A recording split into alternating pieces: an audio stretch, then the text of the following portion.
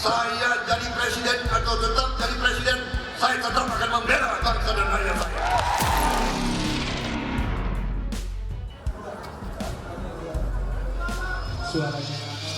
Itu kan pertemuan yang umum aja, karena PPSI ada rakernas.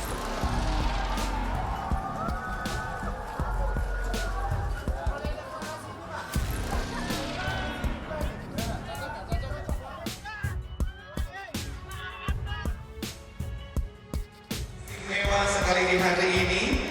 Itu tidak bisa terlaksana kalau kita tidak menang hat-trick besok pagi.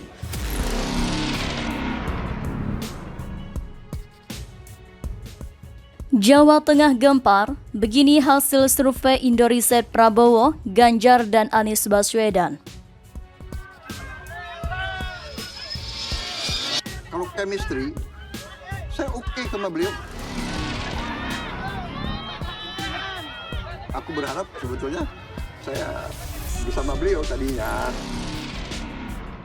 Lembaga Indoriset baru-baru ini merilis hasil survei terkait elektabilitas calon presiden di beberapa daerah dan temuan ini mengguncang peta politik Indonesia. Hasil survei tersebut mengindikasikan bahwa elektabilitas Ganjar Pranowo yang sebelumnya sangat kuat mengalami penurunan signifikan di Jawa Tengah dan Yogyakarta. Sementara itu, Anies Baswedan, Gubernur DKI Jakarta mengalami peningkatan elektabilitas yang signifikan dan ini tampaknya terkait dengan deklarasi Cawapres Muhaimin Iskandar atau yang akrab dikenal sebagai Caimin. Survei ini dilakukan dalam rentan waktu 11 sampai 18 September 2023 dan menggunakan metode multi-stage random sampling. Sampelnya dipilih secara acak dengan memperhatikan berbagai faktor seperti jumlah penduduk, distribusi sampel per provinsi, penduduk pedesaan dan perkotaan serta jenis kelamin. Dalam survei ini, sebanyak 1.200 sampel diwawancara secara tatap muka dengan menggunakan kuesioner terstruktur. Hasil survei ini memiliki margin of error atau MOE sebesar kurang lebih 2,8% pada tingkat kepercayaan 95% yang menunjukkan tingkat keakuratan data dalam survei tersebut. Menurut peneliti Indoriset Rocky Arbi, elektabilitas Anies Baswedan mengalami kenaikan yang cukup signifikan di Jawa Tengah dan Yogyakarta. Dari 8,3% menjadi 14,4%, Rocky menjelaskan bahwa Anies juga mengalami kenaikan dukungan di beberapa wilayah lain seperti Jawa Timur, Bali, Nusa Tenggara, Sulawesi, dan Gorontalo. Faktor utama yang dapat diidentifikasi sebagai penyebab kenaikan ini adalah deklarasi Cawapres Muhaimin Iskandar dan dukungan dari Partai Kebangkitan Bangsa PKB ke dalam koalisi. Ini terutama tampak dari kenaikan elektabilitas Anies di Jawa Timur yang merupakan kontribusi terbesar untuk peningkatan tersebut. Sementara itu, elektabilitas Ganjar Pranowo yang sebelumnya kuat mengalami penurunan di Jawa Tengah dan Yogyakarta. Rocky mencatat bahwa elektabilitas Ganjar turun dari 70,0% menjadi 65,6%. Selain itu, Ganjar juga mengalami penurunan di beberapa wilayah lain seperti Bali, Nusa Tenggara, Sulawesi, dan Gorontalo. Hal ini menunjukkan adanya stagnasi dalam upaya Partai Demokrasi Indonesia Perjuangan PDIP mencari cawapres yang sesuai. Hasil survei ini menjadi sorotan karena pergeseran elektabilitas yang signifikan dan dampaknya pada dinamika politik menjelang pemilu 2024. Kenaikan elektabilitas Anies Baswedan di beberapa wilayah utama dan penurunan elektabilitas Ganjar Pranowo yang sebelumnya dianggap sebagai salah satu kandidat paling kuat mengindikasikan bahwa situasi politik masih sangat dinamis.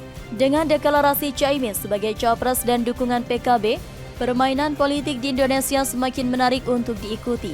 Kesimpulannya, hasil survei Indoriset menunjukkan perubahan signifikan dalam elektabilitas Anies Baswedan dan Ganjar Pranowo di beberapa wilayah penting. Faktor deklarasi Cawapres Muhaimin Iskandar dan dukungan PKB terhadap Anies tampaknya menjadi pemicu peningkatan elektabilitasnya.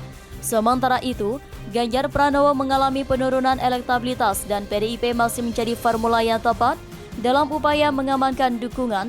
Pemilu 2024 akan menjadi ajang politik yang sangat menarik untuk mengikuti perkembangan lebih lanjut. Pemilihan Presiden 2024 di Indonesia menjadi sorotan dunia politik. Dalam gelombang persaingan yang semakin memanas, 3 nama besar muncul ke permukaan, siap berlayar dalam lautan politik yang penuh tantangan. Prabowo Subianto, Anies Baswedan, dan Ganjar Pranowo adalah 3 kapten yang bertekad memimpin Indonesia ke arah yang berbeda. Mari kita telusuri profil masing-masing mereka. Prabowo Subianto, seorang mantan Letnan Jenderal TNI AD, tidak diragukan lagi adalah salah satu tokoh yang paling akrab dengan dunia politik Indonesia. Namanya pertama kali mencuat sebagai calon presiden pada pemilu 2014 dan kembali mencoba peruntungannya pada pemilu 2019.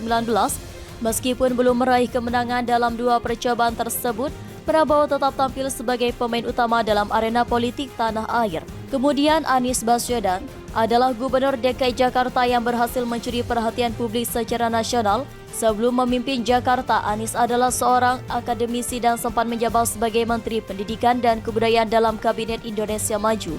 Kiprahnya di ibu kota terutama dalam hal pembangunan infrastruktur dan program sosial menimbulkan banyak perbincangan. Salah satunya adalah elemen yang membuat Anies menarik adalah keterlibatannya dalam isu-isu pendidikan dan perumahan di Jakarta.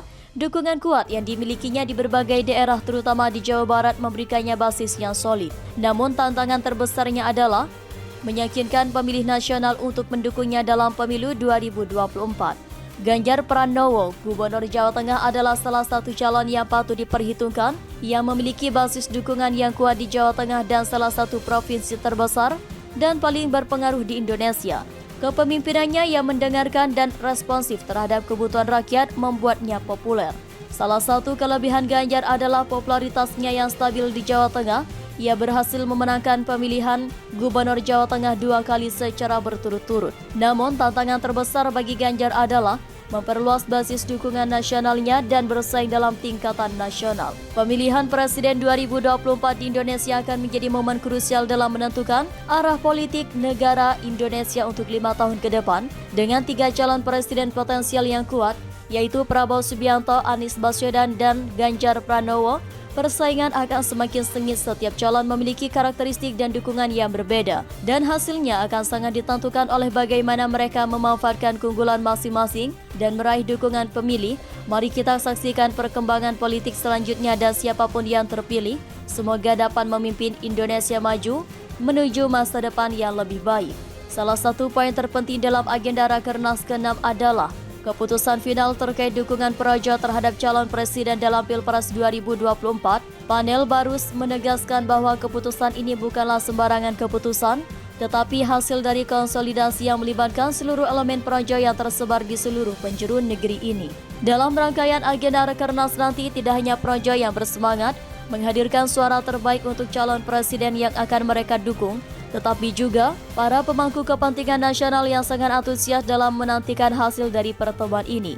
Namun pertanyaan yang mungkin muncul adalah bagaimana pengamat dan media luar negeri melihat momentum ini dan apakah mereka memberikan tanggapan atau komentar tertentu. Salah satu media luar negeri yang cukup aktif dalam melaporkan perkembangan politik di Indonesia adalah The New York Times. Mereka telah mengikuti perjalanan politik Indonesia dengan cermat, khususnya terkait Pilpres. Komentar dari The New York Times mengenai Rakernas Projo.